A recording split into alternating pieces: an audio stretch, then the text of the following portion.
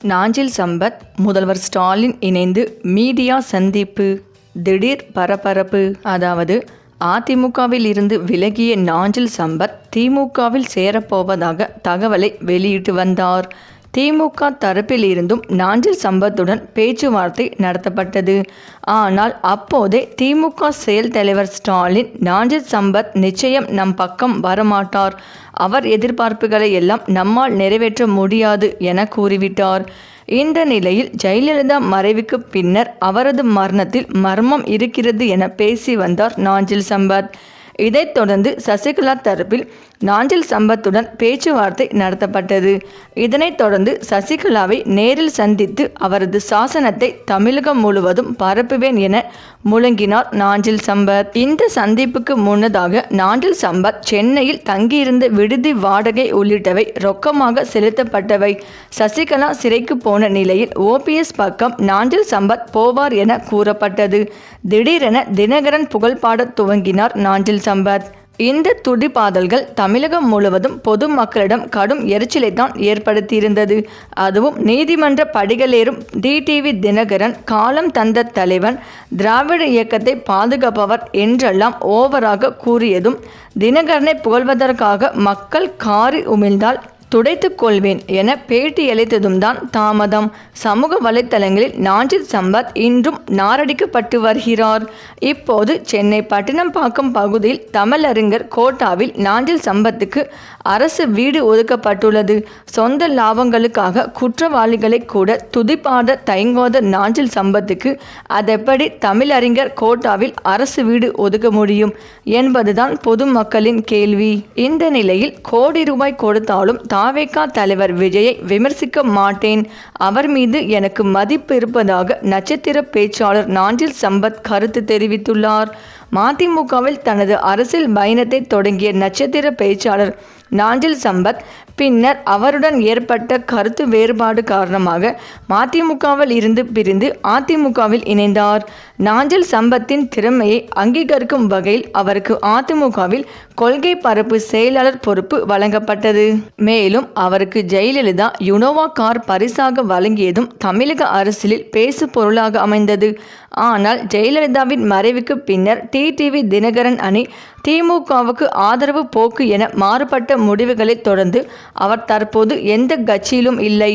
இதனிடையே அண்மையில் திமுக சார்பில் நடத்தப்பட்ட அறிவு திருவிழாவில் தன்னை அழைக்கவில்லை என்பதால் திமுக மீது கோபமடைந்தார்.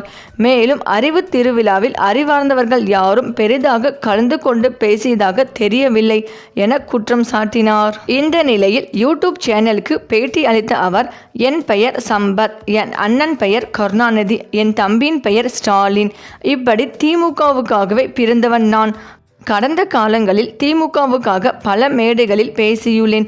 ஆனால் தற்போது என்னை கசக்கி எறிந்துவிட்டனர். தம்பி விஜய் எதிர்த்து பேசும் எண்ணம் எனக்கு கிடையாது. அவர் மீது எனக்கு தனி மரியாதை உண்டு. கோடி ரூபாய் கொடுத்தாலும் விஜய் எதிர்த்து பேச மாட்டேன். விஜய் கேட்டுக்கொள்ளும் பட்சத்தில் அவருக்கு ஆதரவாக பணியாற்றவும் தயாராக இருக்கிறேன் என்று தெரிவித்துள்ளார். நாஞ்சில் சம்பத்தின் கருத்தால் திமுக, அதிமுக உள்ளிட்ட கட்சிகள் சற்று பதட்டம் அடைந்துள்ளன. காரணம், சம்பத்தின் பேச்சு திறமை அப்படிப்பட்டது. திமுக, அதிமுக, மதிமுக என அனைத்து கட்சியிலும் இவர் நட்சத்திர பேச்சாளராக பணியாற்றியுள்ளார். அப்படிப்பட்ட நபர் விஜய்க்கு ஆதரவாக வேலை செய்யும் பட்சத்தில் அது தாவேகாவுக்கு கூடுதல் பலமாக அமையும். இந்த நிலையில் தமிழகத்தில் சட்டமன்ற தேர்தல் நடைபெற உள்ள நிலையில் அரசியல் கட்சிகள் கூட்டணி பேச்சுவார்த்தைகளில் தீவிரமாக ஈடுபட்டு வருகின்றனர்.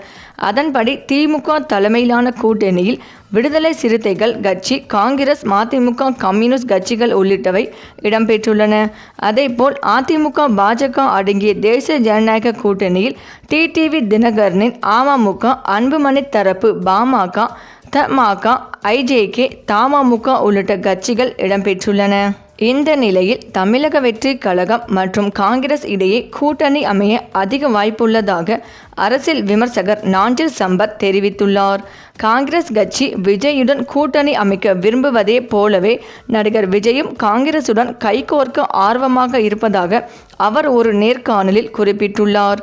தென்னிந்திய அரசியலில் தங்களின் செல்வாக்கை நிலைநிறுத்திக் கொள்ள விஜய் ஒரு வலுவான முகமாகவும் முதுகெலும்பாகவும் இருப்பார் என்று காங்கிரஸ் தலைமை நம்புவதாக நாஞ்சில் சம்பத் கூறியுள்ளார்.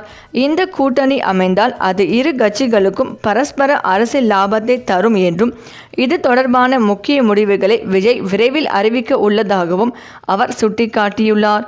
சமீபத்தில் நடந்த தாவேகா செயற்குழு கூட்டத்தில் மத்திய அரசை சாடி தீர்மானங்கள் நிறைவேற்றப்பட்ட நிலையில் காங்கிரசுடனான இந்த நெருக்கம் அரசியல் வட்டாரத்தில் முக்கியத்துவமாக பார்க்கப்படுகிறது. மேலும் திமுக மற்றும் காங்கிரஸ் கட்சிகளுக்கு இடையேயான கூட்டணி உறவில் தற்போது வரை அதிகாரப்பூர்வமான இறுதி முடிவு எட்டப்படவில்லை.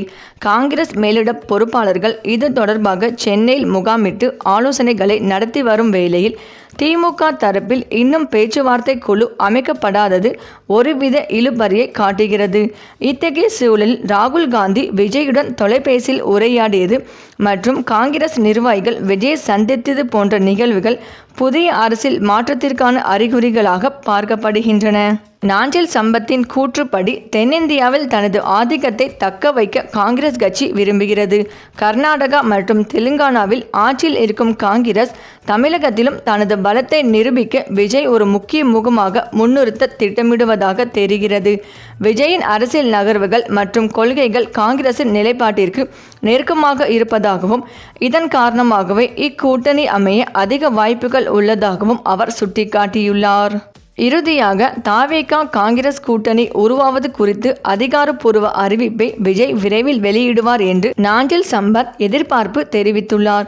ஏற்கனவே காங்கிரஸ் கட்சிக்குள் தாவேகாவுக்கு ஆதரவான மனநிலை நிலவி வரும் நிலையில் இந்த மெகா கூட்டணி அமைந்தால் அது தமிழகத்தின் தற்போதைய அரசியல் சூழலில் ஒரு மிகப்பெரிய மாற்றத்தை ஏற்படுத்தும் என கருதப்படுகிறது. இதனால் வரும் நாட்களில் தேர்தல் களம் மேலும் விறுவிறுப்பாக மாறும் என்பதில் சந்தேகமில்லை. இந்த நிலையில் தமிழக வெற்றி கழகத்தின் 3ஆம் ஆண்டு துவக்க விழாவில் விஜய் பேசியதாவது: விசில் சின்னம் போகாத ஊரே கிடையாது. விசில் போகும் இடங்களில் எல்லாம் தாவேகா இருக்கிறது என அர்த்தம். விசில் சின்னத்திற்கு மக்கள் வாக்களிப்பதை யாராலும் தடுக்க முடியாது. இரத்த சொந்தமாக நம்மை நம் வகையறாக்களை எவ்வளவு விலை கொடுத்தாலும் வாங்க முடியாது. அதீத நம்பிக்கையில் பேசுகிறேன் என நினைக்காதீர்கள். இதுதான் கள யதார்த்தம். தீய சக்திகளை வீழ்த்துவதற்கு தூய சக்தியான நம் வந்தால் மட்டும்தான் முடியும். இந்த 2026 சட்டமன்ற தேர்தல் தாவேகா மட்டும்தான் மக்களுக்கான ஆப்ஷன், நோ டைவர்ஷன். டப்பா என்ஜின், ஓட்டை என்ஜின், எவ்வளவு என்ஜின் வந்தாலும் டாப் என்ஜின் நம்ம தமிழக வெற்றி கழகம்தான் என்பதை மக்கள் முடிவு செய்து விட்டார்கள். எனவே தோழர்கள் இதனை மனதில் நிறுத்தி கொண்டு இன்னும் கடினமாக வேலை பாருங்கள். விசில் சின்னத்திற்கு மக்கள் வாக்களிக்க செய்வது மட்டும்தான் உங்கள் வேலை. மற்றதெல்லாம் மக்களுடன் சேர்ந்து நான் பார்த்து கொள்கிறேன். இவ்வாறு விஜய் பேசினார். சரி, இந்த வீடியோ பற்றிய உங்கள் கருத்துக்களை கமெண்ட்ல சொல்லுங்க. மேலும் இந்த வீடியோ உங்களுக்கு பிடித்திருந்தால் லைக் பண்ணுங்கள், ஷேர் பண்ணுங்கள், மறக்காமல் நம்ம சேனலை சப்ஸ்கிரைப் பண்ணிக்கோங்க. தேங்க்ஸ் ஃபார் வாட்சிங்.